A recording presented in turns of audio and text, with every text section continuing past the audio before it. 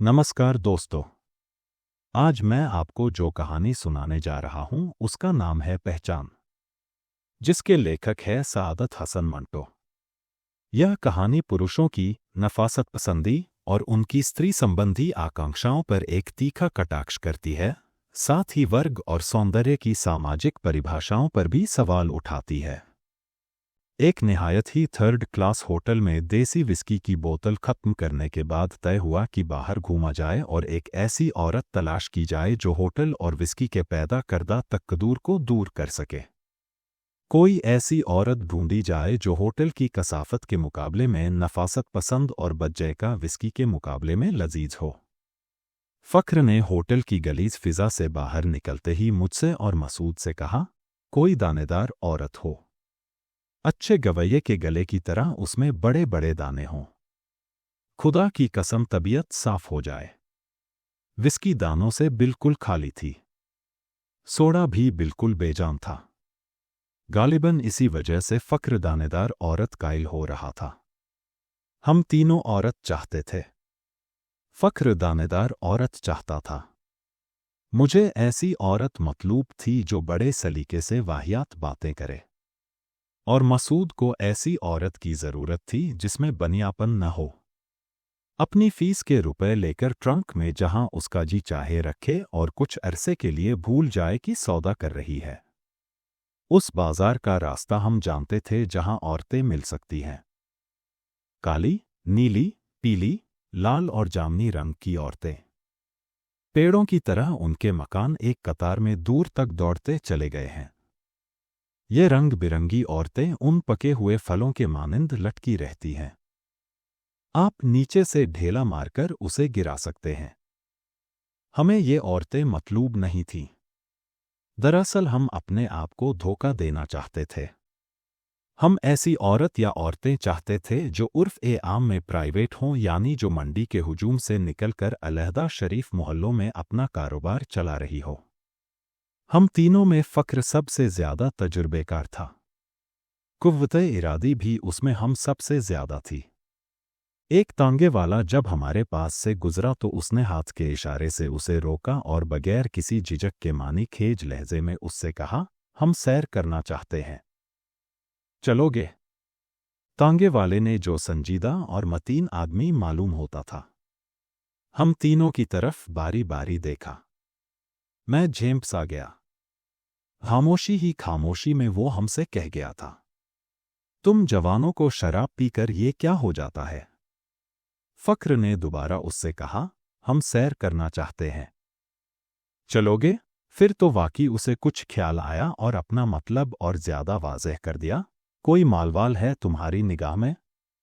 मसूद और मैं दोनों एक तरफ खिसक गए। मसूद ने घबरा कर मुझसे कहा, ये फ़ख्र कैसा आदमी है, इसे कुछ समझाओ। मसूद से मैं कुछ कहने ही वाला था कि फ़ख्र ने आवाज़ दी, आओ भाई आओ, बैठो तांगे में। हम तीनों तांगे में बैठ गए। मुझे अगली नशिस्त पर जगह मिली। दिसंबर के आखिरी दिन थे। वक्त के 8 बज चुके थे। विस्की पीने के बावजूद हमें सर्दी महसूस हो रही थी। मैं, चूंकि अगली नशिस्त पर था और तीनों में से सबसे कमज़ोर था, इसलिए मेरे कान सुन्न हो रहे थे। जब तांगा डफरिन ब्रिज के नीचे उतरा तो मैंने मफलर निकालकर कानों और सर पर लपेट लिया और ओवरकोट का कॉलर भी ऊंचा कर लिया। सांस घोड़े के नथनों से भाप बनकर बाहर निकल रहा था। हम तीनों खामोश थे। तांगे वाला मोटे और खुरदरे कंबल में लिपटा खामोशी से अपना तांगा चला रहा था। मैंने उसकी तरफ गौर से देखा। संजीदगी उसके चेहरे पर ठिठुर सी रही थी, जो मुझे बहुत बुरी मालूम हुई। चुनांचे मैंने फ़ख्र से कहा, फ़ख्र, ये आदमी कैसा है?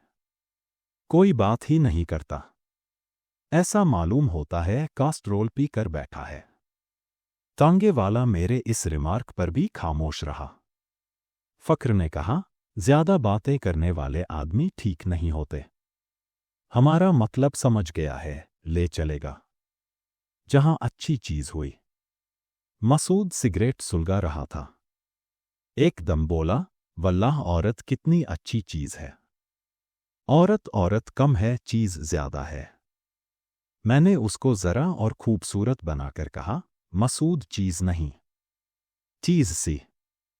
शायर आदमी था, भड़क उठा, वल्लाह क्या बात पैदा की है, चीज नहीं चीज सी। सोमिया तांगे वाले चीज और चीज सी में जो फर्क है, इसका ध्यान रखना। तांगे वाला खामोश रहा। अब मैंने उसकी तरफ ज्यादा गौर से देखा। मजबूत जिस्म का आदमी था, उम्र 35 साल के लगभग होगी। पतली पतली मूछें थीं जिनके बाल नीचे को झुके हुए थे। सर्दी के बाइस चूंकि उसने कंबल का ढाटा सा बना रखा था, इसलिए उसका पूरा चेहरा नजर न आता था। मैंने उसकी तरफ देखकर फख्र से पूछा, कहाँ ले जा रहा है हमें? फख्र ने, जो ज्यादा सोच विचार का आदी नहीं था, जवाब दिया, इतने बेताब क्यों होते हो? अभी थोड़ी देर के बाद चीज तुम्हारे सामने आ जाएगी। मसूद ने इस पर फख्र से कहा, तुमसे क्या बात हुई है इसकी? फख्र ने जवाब दिया, रोशन आरा रोड पर कुछ मेमें रहती हैं, कहता है हमारे काम की है। मेमों का नाम सुनकर मसूद को अपने एक दोस्त की नज़्म याद आ गई। उसका हवाला देकर उसने कहा, तो चलो आज लगे हाथों अरबाब ए वतन की बेबसी का इंतिकाम भी ले लिया जाएगा। वल्लाह, ऐसा मालूम होता है कि ये तांगे वाला साहब ए जोक है। वो नज़्म जरूर पढ़ी होगी इसने। इसके बाद देर तक मेमों के मुतल्लिक गुफ्तगू होती रही। मैं और मसूद मेमों के बिल्कुल कायल नहीं थे, लेकिन फख्र को औरतों की ये किस्म पसंद थी। उनका इल्म साइंटिफिक होता है, यानी ये औरतें बड़े साइंटिफिक तरीके पर अपना कारोबार चलाती हैं। उनके मुकाबले में मशरिकी औरतों को रखिए तो वही नज़र आएगा जो हमारे यहाँ की रेवड़ी और वहाँ की टॉफ़ी में है। भाई दरअसल बात यह है कि उन मेमों का पैकिंग बड़ा अच्छा होता है। मैंने कहा, फख्र, मुमकिन है तुम्हारा नज़रिया दुरुस्त हो, मगर भाई मैं ऐसे मौक़ों पर ज़बान की मुश्किलात बर्दाश्त नहीं कर सकता। मैं अपने दफ्तर में बड़े साहब के साथ अंग्रेज़ी बोल सकता हूँ। मैं यहाँ दिल्ली में रहकर इस तांगे वाले से उर्दू में बातचीत करना गवारा कर सकता हूँ, मगर इस मौके पर अंग्रेज़ी में गुफ्तगू नहीं कर सकता। मेरी पतलून अंग्रेज़ी, मेरी टाई अंग्रेज़ी, मेरा शो अंग्रेज़ी, ये सब चीज़ें अंग्रेज़ी में हो सकती हैं, मगर खुदा के लिए वो चीज़ मुझसे अंग्रेज़ी में कैसे हो सकती है? फख्र अपना नज़रिया भूलकर हंसने लगा। मसूद शायद अभी तक अपने दोस्त की लिखी हुई नज़्म पर गौर कर रहा था, जिसमें शायर ने एक फिरंगी औरत के होंठ चूसकर अरबाब ए वतन की बेबसी का इंतकाम लिया था। दफतन चौंक कर उसने कहा, क्यों भाई, ये तांगा कब तक चलता रहेगा? तांगे वाले ने एकदम बागें खींचकर तांगा ठहरा दिया और फख्र से कहा, वो जगह आ गई साहब, आप अकेले चलिएगा या? हम तीनों तांगे वाले के पीछे पीछे चल दिए। एक नीम रोशन गली में वो हमें ले गया। दिल्ली की दूसरी गलियों से ये गली कुछ मुख्तलिफ थी, इसलिए कि बहुत चौड़ी थी। दाएं हाथ को एक मंजिला मकान था, जिसकी खिड़कियों दरवाज़ों पर चिकें लटकी हुई थी। एक दरवाजे की चिक उठाकर तांगे वाला अंदर दाखिल हो गया। चंद लम्हात के बाद बाहर आया और हमें अंदर ले गया। कमरे में घुप अंधेरा था। मैंने जब कहा, भाई हम कहीं औंधे मुंह न गिर पड़े, तो दूसरे कमरे से किसी औरत की भद्दी आवाज़ सुनाई दी, लालटेन तो ले गया होता तू। और थोड़ी ही देर के बाद तांगे वाला एक अंधी सी लालटेन लेकर नमूदार हुआ। चलिए अंदर तशरीफ़ ले चलिए। हम तीनों अंदर तशरीफ़ ले गए। दो काली भुजंगी इंतहाई बदसूरत औरतें नजर आईं, जिन्होंने ढीले ढीले फराक पहन रखे थे। ये मेमें थीं। मैंने अपनी हंसी रोक कर फख्र से कहा, क्या लजीज टॉफ़ियाँ हैं। मेरी ये बात सुनकर उन मेमों में से एक, जिसका स्याह चेहरा सुर्खी लगाने के बाइस ज्यादा पकी हुई ईंट की सी रंगत इख्तियार कर गया था, हंसी। मैं भी हंस दिया और बड़े प्यार से पूछा, क्या नाम है आपका? बोली, लूसी। शायर मसूद ने आगे बढ़कर दूसरी से पूछा, आपका? उसने जवाब दिया, मेरी। फख्र भी आगे बढ़ आया, क्यों साहब, आप काम क्या करती हैं? दोनों लजा गईं। एक ने अदा से कहा, कैसा बात करता है तुम? दूसरी ने कहा, चलो जल्दी करो। रहना मांगता है या नहीं, हमें रोटी पकाना है।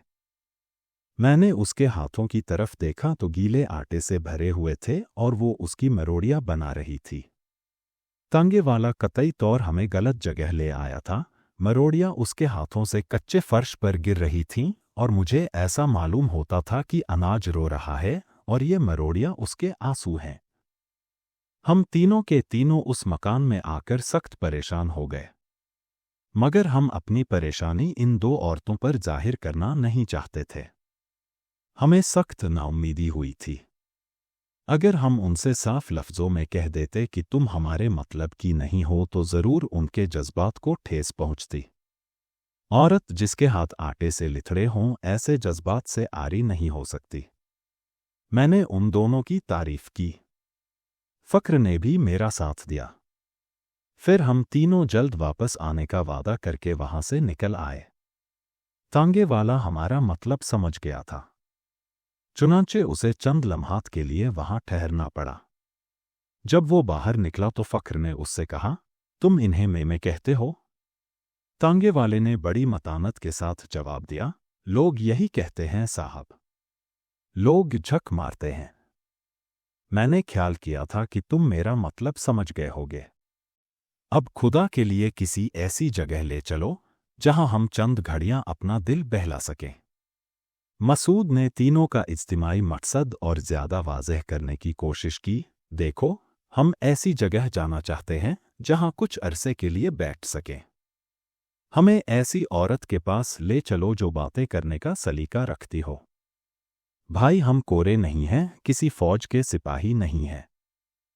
3 शरीफ आदमी हैं जिन्हें औरत से बातचीत किए बरसों गुजर चुके हैं। समझे? तांगे वाले ने इस बात में सर हिला दिया। तो चलिए बैठिए, आपको सदर बाजार ले चलता हूं। फ़क्र ने पूछा, कौन है वहां? तांगे वाले ने घोड़े की बागें थाम कर जवाब दिया, एक पंजाबन है, बहुत लोग आते हैं उसके पास। तांगे ने पंजाबन के घर का रुख किया। रास्ते में उन 2 मेमों का जिक्र छिड़ गया। हम में से हर एक को वहां जाने का अफसोस था, इसलिए कि हम सबसे ज्यादा वो नाउम्मीद हुई थी। मैंने उनको कुछ रुपए दे दिए होते, मगर ये भी खो जाती। फ़क्र ने हमारी इस गुफ्तगू में ज्यादा हिस्सा न लिया। वो चाहता था कि उनका जिक्र न किया जाए, लेकिन जब तक तांगा पंजाबन के घर तक न पहुंचा उनका जिक्र होता रहा। तांगा एक फराख बाजार में फुटपाथ के पास रुका। तवेले के साथ वाला मकान था, जिधर का हम चारों ने रुठ किया। जीना तय करके हम ऊपर पहुंचे। सामने पैखाना था, दरवाजे से बेन्याज। इसके साथ ही पुरानी वज़ा का मुगलई कमरा था, जिसमें हम चारों दाखिल हुए। उस कमरे के आखिरी सिरे पर 4 आदमी बैठे फ्लाश खेलने में मसरूफ थे, जो हमारी आमद से खाफिल रहे। अलबत्ता वो औरत जो उनके पास खड़ी थी और एक आदमी के पत्तों में दिलचस्पी ले रही थी, आहट पाकर हमारी तरफ आई। यहां भी लालटेन की मध्यम रोशनी थी, जिसको फ्लाश खेलने वाले चारों तरफ से घेरे हुए थे। जब वो फटर के पास आई और कूल्हे पर हाथ रख कर खड़ी हो गई तो मैंने नौर से उसे देखा। उसकी उम्र कम अज कम 35 बरस के करीब थी। छातियां बड़ी बड़ी थीं, जो उसने बेहुदा और फहश अंदाज से ऊपर को उठा रखी थी। तंग माथे पर नीले रंग का चांद खुदा हुआ था। जब वो मसूद की तरफ देखकर मुस्कुराई तो मुझे उसके सामने के 2 दांतों में सोने की कीलें नजर आईं। बड़ी खौफनाक औरत थी। उसका मुंह कुछ इस अंदाज से खुलता था जैसे लेमू निचोड़ने वाली मशीन का खुलता है। उसने फत्र को आंख मारी और पूछा, कहो, क्या बात है? फत्र ने बच्चे की तरह कहा, आपका नाम? उसने कूल्हे पर हाथ रखे हम तीनों को बारी बारी देखा। गुलजार। फत्र ने फौरन ही माजरत की, हम गुलाब के यहां आए थे, गलती से इधर चले आए, माफ कर दीजिएगा। ये सुनकर वो फत्र के हाथ से सिगरेट छीन कर कश लगाती फ्लाश खेलने वालों के पास चली गई जो अभी तक हमारी आमद से काफिल थे। नीचे उतरकर हम तीनों ने तांगे वाले को फिर अपना मतलब समझाया और उसको बताया कि हम किस किस्म की औरत चाहते हैं। उसने हम तीनों का लेक्चर सुना और कहा, आप थोड़े लफ्ज़ों में मुझे बताइए कि आप कहाँ जाना चाहते हैं। मैंने तंग आकर फत्र से कहा, भाई तुम ही इसे उन थोड़े लफ्ज़ों में समझाओ जो तुम्हारे पास बाकी रह गए हैं। फत्र ने उसे समझाया, देखो हमें किसी लड़की के पास ले चलो, ऐसी औरत के पास जो 16-17 बरस की हो, इससे ज्यादा हरगिज न हो, समझे। तांगे वाले ने कंबल की बुकल मार के बागें थामी और कहा, आपने पहले ही कह दिया होता। चलिए अब आपको ठीक जगह पर ले चलूंगा। आधे घंटे के बाद वो ठीक जगह भी आ गई।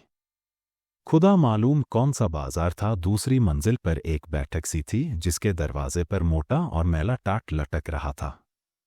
जब हम अंदर दाखिल हुए तो सामने आंगन में एक देहाती बुढ़िया चूल्हा झोंक रही थी। मिट्टी के कूंडे में गुंदा हुआ आटा पास ही पड़ा था।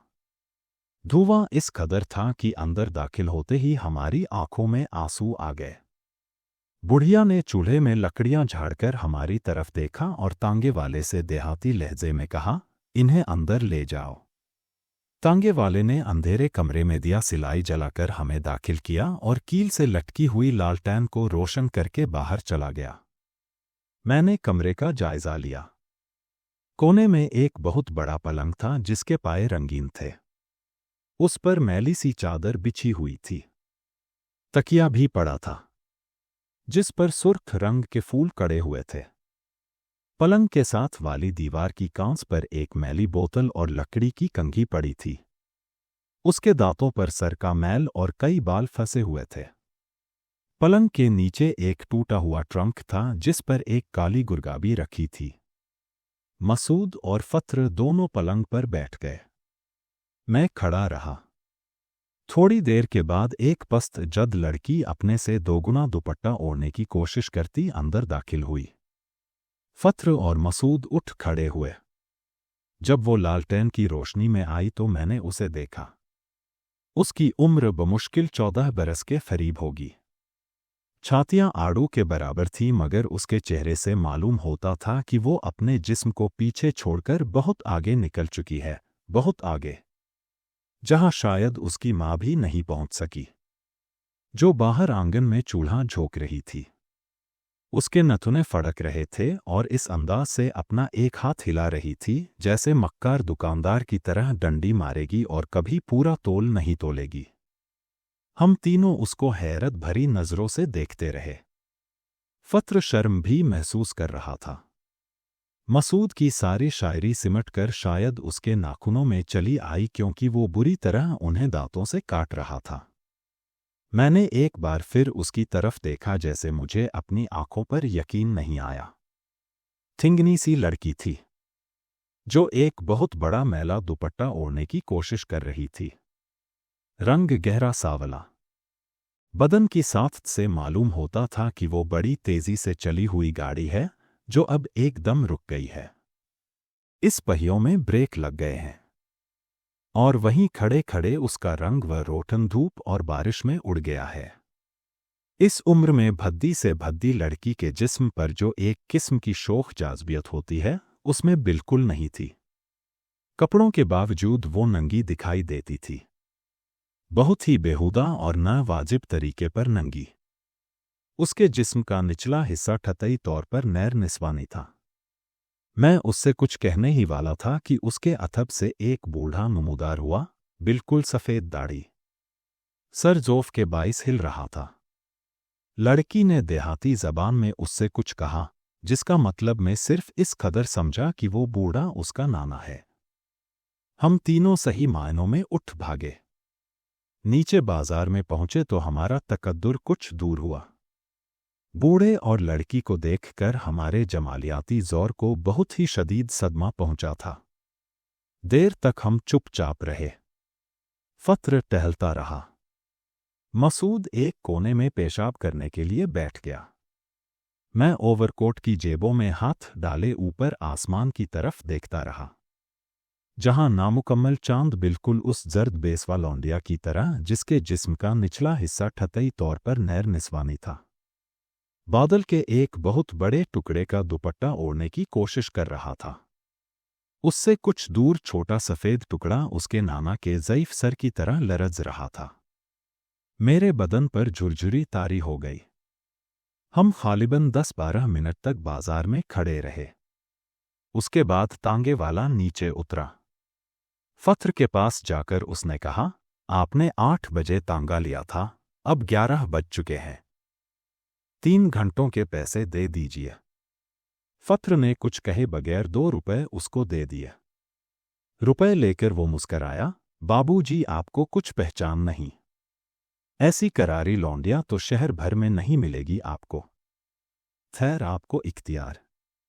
तांगे में बैठिए, मैं अभी आया। उसको ऊपर जाने की जहमत न उठाना पड़ी क्योंकि सफ़ेद रेश बूढ़ा उसके पीछे पीछे चला आया था और मोरी के पास खड़ा अपना ज़ईफ़ सर हिला रहा था।